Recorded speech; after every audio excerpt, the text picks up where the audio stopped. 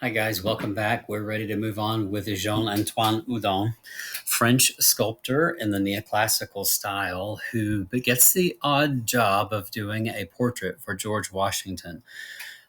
So we're going to move ahead and let me get the PowerPoint linked up here. There we are. I just want to say, guys, some of the videos that I'm adding today are rather long. They are optional. If you have time during the extended spring break that we're going through, then you can certainly watch them. But I am letting you know everything I think you should know in my videos. So I'll just put those resources there so that will flesh out what we see on Khan Academy, okay? But they are optional. All right, so here we are with the George Washington statue that is under the rotunda of I believe it's this rich state capital of Richmond, right? Virginia being his home state, Mount Vernon being located there. This is probably one of Virginia's favorite sons, most definitely. Even you could say that about our nation. This guy, though, is actually quite particular as a patron. And what you guys are realizing from the Khan Academy article is that he did not want to be made out to be a ruler who was rather above the people, but rather wanted to be like an everyman. And that's what we're seeing here, much to the aggravation of Houdon, who wanted to do a neoclassical toga on the guy, or maybe even a full-size bronze equestrian version. But there is some iconography here that you've got to understand and recognize, okay? First of all, looking at this frontally, we're seeing Washington is wearing his military jacket, okay?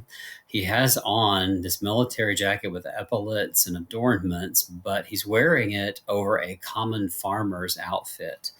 The clothing that he has is a waistcoat and breeches with boots, very typical of the gentleman farmer in Virginia. So we're already getting a sense of a relaxed kind of approach to how we'll reveal his psychology or his actual character. He is there with a walking cane in his right hand, and over on the right we see his sword, but his sword is not on his person. It's been cast off to the side. So I believe the message, the moral of the story is that we're moving away from war and toward a time of peace where Washington will go back to his farm rather than take on imperial power. This is why he's so prized.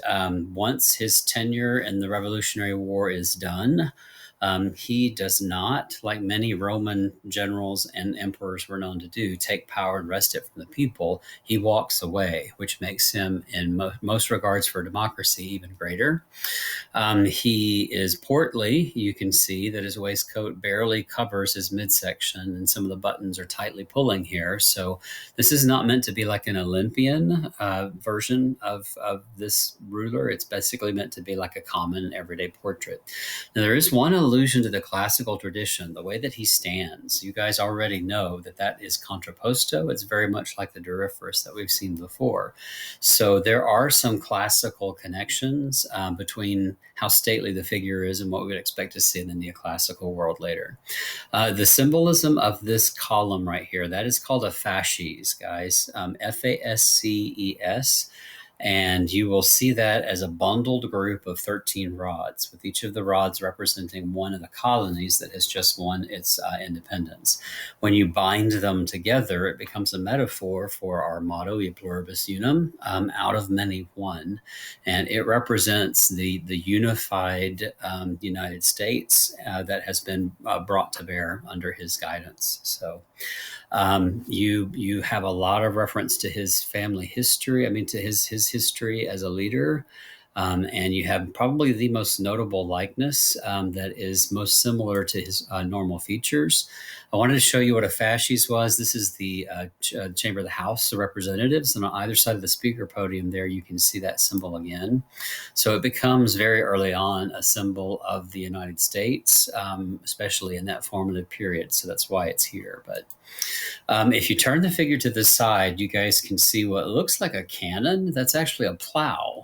You can barely make it out, but over here you see the blade. On this side, you see the post, which would be hitched to the beast of burden. Essentially, this is a reference to Cincinnatus, who was a Roman farmer in the field who, when his city, his state was threatened, left the field, came out, did his duty by fighting and winning back Rome's independence, but then not taking on the role of emperor and going quietly back to his plow. So that is basically what's being referenced there. I'm told that some of these medallions actually have the emblem of the Order of Cincinnatus, which was a Revolutionary era society of men who had fought during the Revolutionary War or conflict. So what we have here then is an iconographic kind of message that Washington is not going to be that overarching ruler. Okay, want to compare that with a Washington that we're going to see later, Horatio Greenhow, which paints him as kind of an Olympian god. Depictions of Zeus on Mount Olympus and in the temple to Zeus on Olympia showed him seated, nude to the waist, in a toga very much like this. Here, Washington offers up the sword to any who will defend the Union. And it's a bit off-putting considering the portrait that we have on the right. You have to realize that by this time, though, it's 1840, and the Civil War era is coming on strong. People are looking for things that can be celebrated in the North and the South, and it seems like making Washington a god is like a mythic kind of celebration of a shared history.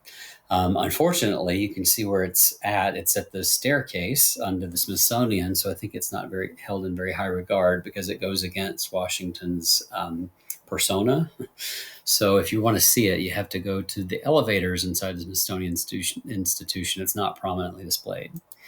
If you have ever been to the state capitol, to the federal capitol in Washington, D.C., under the dome or the rotunda, you will see the fresco, the apotheosis of George Washington. And this is being done right at the time that the war is over and concluded. And there just needs to be some kind of commonality between the two warring sides. So that's why we have this strange image of Washington as almost like an Olympian god. However, this is probably more in keeping with what Washington wanted to have his image be. We know that Houdon actually came to Mount Vernon and made a likeness of the face, knowing that Washington would be too busy to come to France for the full portrait sitting. Jefferson's the guy who finds Houdon, who is perfectly trained in the neoclassical. And we have some portrait busts at the Kimball as well as at the Dallas Museum of Art by his hand. So you can definitely see his work in museums all over Europe and America. So having said that, you guys probably need to make some connections here. Last year on the AP exam, we were able to write about powerful images of leadership. And we were given the image of the Augustus of Prima Porta. And students in that first long question had to compare and contrast the images and the iconography or symbolism of both of those works. So if you also think of other powerful rulers, you might say the image of the Indop. You might even say Jahangir. But if you're interested in seeing more, those samples are on the College Board website. So you can see how much stuff we had to remember about this thing without having it in front of us. This is one of those situations where you had to remember all the visual details. So I think a really good policy moving forward would be take a minute, see if you can describe what you see on the screen without having that image in front of you with your eyes closed.